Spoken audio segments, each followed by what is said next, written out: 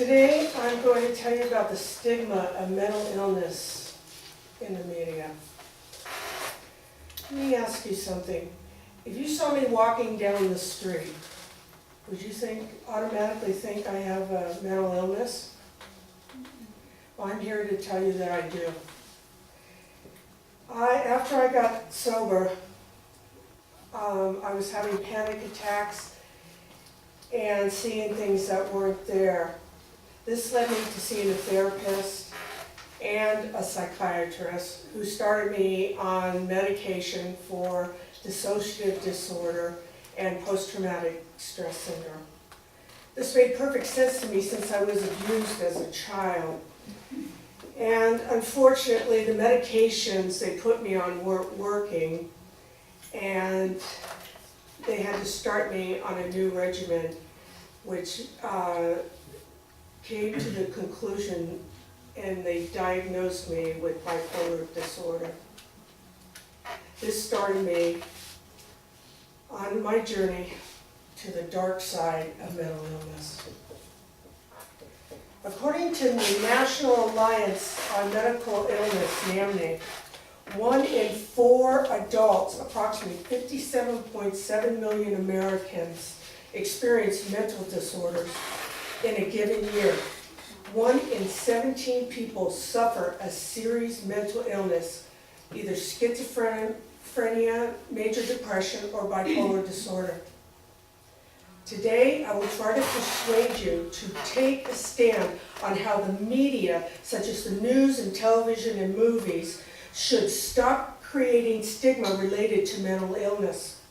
First, I will show you the problem of mental illness from the media's point of view, and second, the cause and effect of how the media changed society's view of mental illness, and finally, some solutions to stop the media from misinforming the public about mental illness. I will start by telling you about the stigma of mental illness used by the media and how these stigmas cause slanderous labels.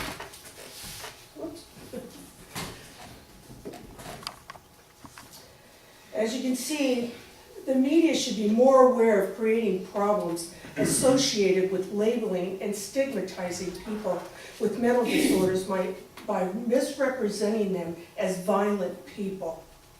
According to the Book of Shame, Mark of Shame, dated 2007, Stephen Hinshaw affirms movement toward more accurate coverage with media outlets occurring are still biased images linking them to violence, incompetence, and irrationality. In an article, Mental Health Practice, in 2008, sensationalism from the media is failing to put in context all mentally ill people are violent.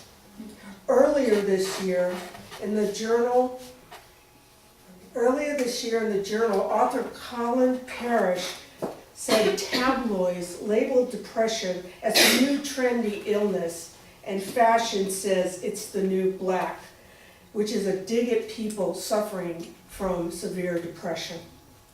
Another article this year in the same journal, author Sophie Blakemore stated, media coverage on mental illness is incredibly powerful.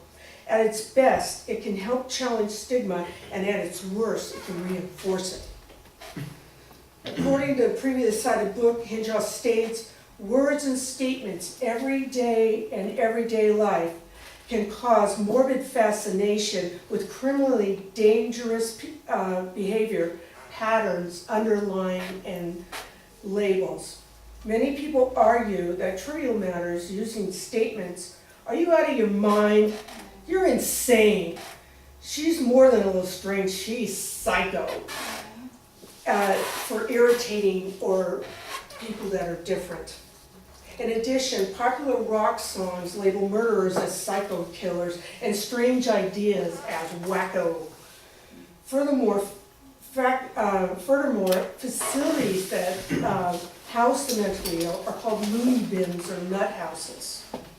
According to psychiatrists and National Review of Psychiatry in 2009, the movie Me, Myself, and Irene confuses schizophrenia and dissociative disorder for laughs at the expense of accuracy. Next, I'll show you cause and effects of the problems associated with the media's stigmatization. The main cause and effects of the media is causing job discrimination against mentally disorders. Young people are committing suicide because of their fear of getting help. In the previously cited book of Hinshaw, a woman that interviewed for a desktop publishing job was discriminated when she said to the interviewer, "I have an anxiety disorder, but I have no problem working here."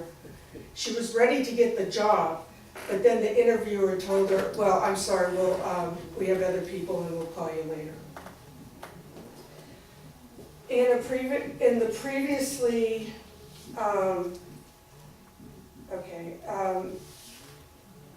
Americans with Disabilities Act, ADA, Title I, shows employment requires employers to provide qualified people with disabilities an equal opportunity benefit and full range of employment-related opportunities as others get.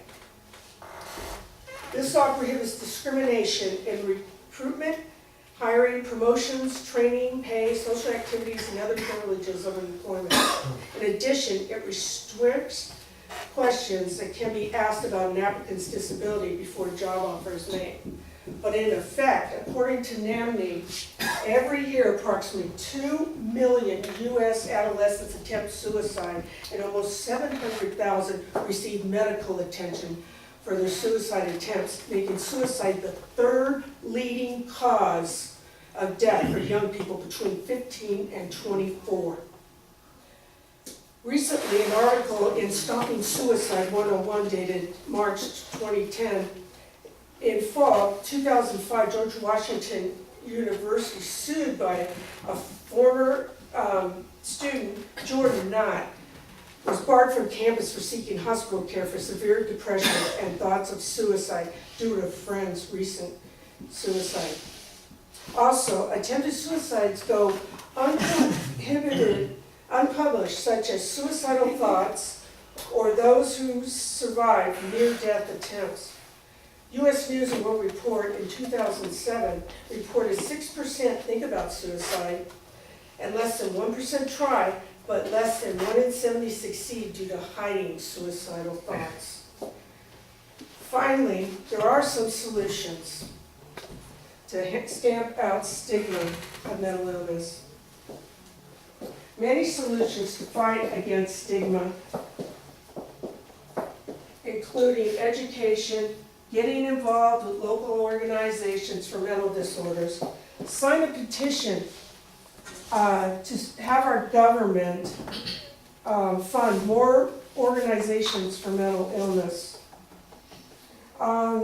There's websites on my solution boards which you can use, and furthermore, an option to stop stigma. Join NAMNE and become a stigma buster to protest against slandering the mentally ill.